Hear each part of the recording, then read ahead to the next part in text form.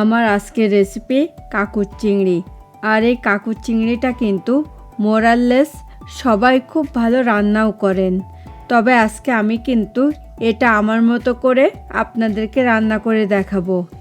Specially এই কাকুর চিংড়িটা কিন্তু গরম সাদা ভাতের সঙ্গে খেতে দারুণ লাগে। তবে এটা কোন পদ্ধতিতে রান্না করলে টেস্টটা সব থেকে ভালো আসবে সেটাই কিন্তু আমি আজকের এই ভিডিওতে দেখাবো। ফ্রেন্ডস, আমি মৌসুমি আর আপনারা দেখছেন আমার cooking channel Mousumi's cuisine in USA. আশা করি আমার আজকের রেসিপিটা আপনারা লাইক করবেন। So please stay tune. এবার আমি একটা প্যানে দিয়ে দিচ্ছি পরিমাণ মতো সাদা তেল। তবে আপনারা কিন্তু চাইলে এখানে সাদা তেলের পরিবর্তে সর্ষের তেলও ব্যবহার করতে পারেন। তেলটা কিন্তু গরম হয়ে গেছে। এখন আমি এখানে অ্যাড করছি ছোট কিউব করে কাটা একটা আলু, সামান্য পরিমাণ নুন ও হলুদ। আর এ পর্যায়ে আমি আলুগুলোকে কিন্তু একটু শ্যালো ফ্রাই করে নিচ্ছি। দেখুন, আলুগুলোকে কিন্তু আমার শ্যালো ফ্রাই করে নেওয়া কমপ্লিট। এখন আমি এগুলোকে অন্য পাত্রে তুলে নিচ্ছি।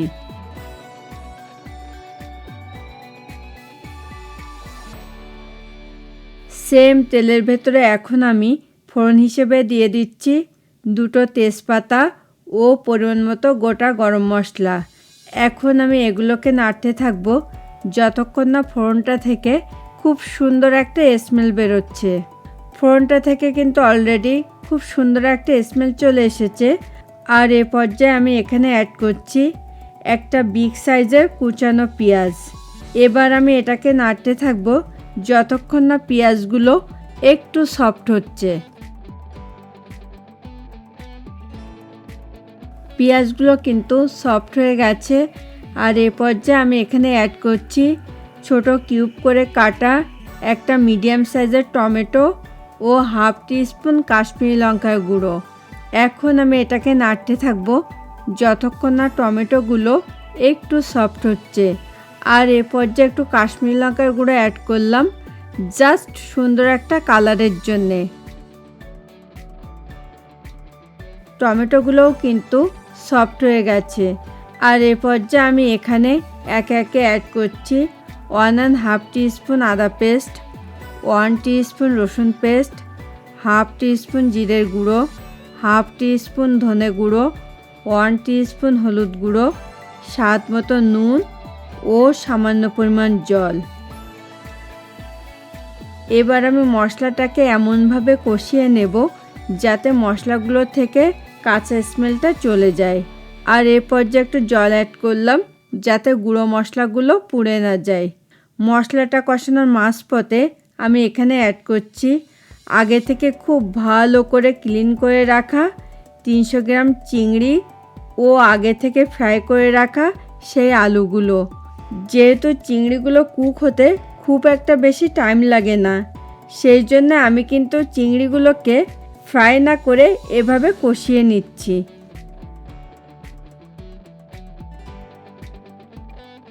এই পর্যায়ে এগুলোকে কিন্তু আমার কষিয়ে নেওয়া কমপ্লিট।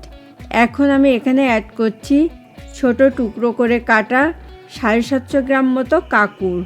এবার আমি এগুলোকে হালকা একটু কষিয়ে নিচ্ছি। আর আমার আজকের এই রেসিপিটা আপনাদের ভালো লাগলে কিন্তু প্লিজ ভিডিওটাতে একটা লাইক এবং কমেন্ট করতে অবশ্যই ভুলবেন না। দেখুন, সব কিছুকে কিন্তু আমার কষিয়ে নেওয়া কমপ্লিট। আর আমি এখানে কিন্তু কোনো জল অ্যাড করব না, কেননা কাঁকুরগুলো থেকে যে জলটা ছাড়বে তাতেই কিন্তু সব কিছু কুক হয়ে যাবে। আর এ পর্যায়ে আমি এটাকে ঢেকে রেখে দেব যতক্ষণ না সব কিছু খুব ভালো করে কুক হচ্ছে। দেখুন, কাঁকুরগুলো থেকে কিন্তু বেশ কিছুটা জল ছেড়ে দিয়েছে। আর তাছাড়া এগুলোও কিন্তু প্রায় কুক হয়ে এসেছে। আর এ পর্যায়ে আমি এখানে অ্যাড করছি 5টা কাঁচা লঙ্কা চেরা, 1/3 টিস্পুন গোলমরিচের গুঁড়ো ও 1/3 টিস্পুন সুগার। সুগারটা কিন্তু এখানে ব্যালেন্সিংয়ের কাজ করবে। স্পেশালি কাকুর চিংড়িতে একটু গোলমরিচের গুঁড়ো অ্যাড করলে কিন্তু এটার টেস্টটা বেড়ে দ্বিগুণ হয়ে যায়।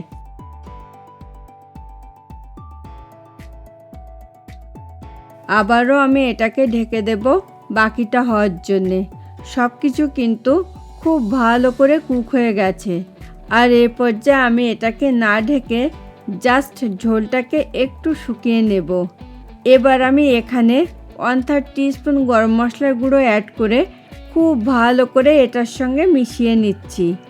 এখন আমাকে কিন্তু ওয়েট করতে হবে ঝোলটা একটু শুকিয়ে আসা পর্যন্ত।